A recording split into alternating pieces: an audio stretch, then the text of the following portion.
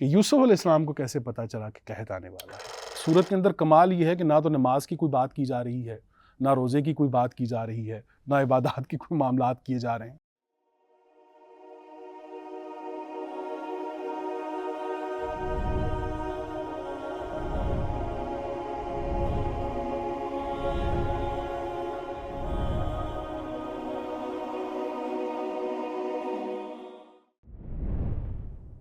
رزق کی تقسیم برابر نہیں ہے، اور یہ وہ اندیشہ ہے جس اندیشے کو لے کر وہ بادشاہ بہت پریشان ہے۔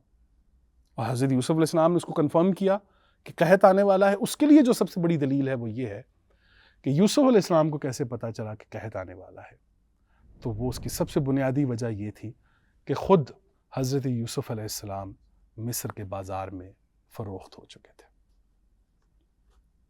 خود مصر کے بازار میں حضرت یوسف علیہ السلام فروخت ہو چکے تھے، اور جہاں پر انسانیت فروشی عروج پر ہو وہاں پر سرمایہ داری عروج پر ہوتی ہے، سرمایہ داری نظام عروج پر ہوتا ہے کہ بالیوں کے ہوتے ہوئے بھی وہ پتلی گائے موٹی گائے کو کھائے گی۔ اس کا مطلب ہے کہ آج کے زمانے میں، آج کے دور میں، جی آپ فرمائیے۔ آپ یہ موٹی گائے پھر اس سرمایہ داری نظام کو ہی سرمایہ داری نظام کے ہی اوپر تو ہٹ کر رہا ہے قرآن کریم۔ یہ پوری صورت آپ دیکھ لیجئے کہ اس صورت کے اندر کمال یہ ہے کہ نہ تو نماز کی کوئی بات کی جا رہی ہے، نہ روزے کی کوئی بات کی جا رہی ہے، نہ عبادات کی کوئی معاملات کیے جا رہے ہیں۔ یہاں پر آپ کو ڈائریکٹلی اکنامیکل ڈیزاسٹر سے بچایا جا رہا ہے، اور آج کے دور میں بھی۔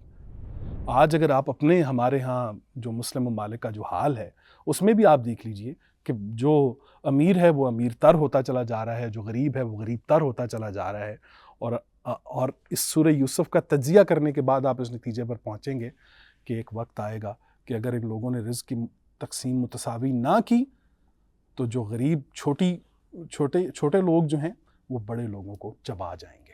اور حضرت یوسف علیہ السلام دیکھیں خود فروخت ہو چکے ہیں اس بازار کے اندر۔ ان سے بہتر کون جانتا ہے اس بات کو کہ قحط آنے والا ہے۔ قحط وہاں پر آتا ہے کہ جہاں پر انسان رزق کی تقسیم کے اندر مشکلات پیدا کرتے ہیں۔ اللہ تعالیٰ کے پاس رزق کی کمی کا کوئی سوال نہیں ہے۔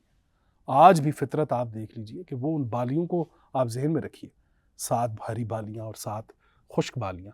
پنجاب سے تعلق رکھنے والے لوگ بڑے اچھے طریقے سے جانتے ہیں کہ جو ہم آٹا جو کھاتے ہیں وہ خشک بالیوں کا کھاتے ہیں، اور وہ جو سبز بالیاں ہیں فطرت وہ بھی پرووائڈ کر رہی ہے کہ آپ اس کو محفوظ کر لیں تاکہ آپ اس کو بعد میں استعمال کر لیں۔ تو وہ کتنی کوآپریٹو ہے۔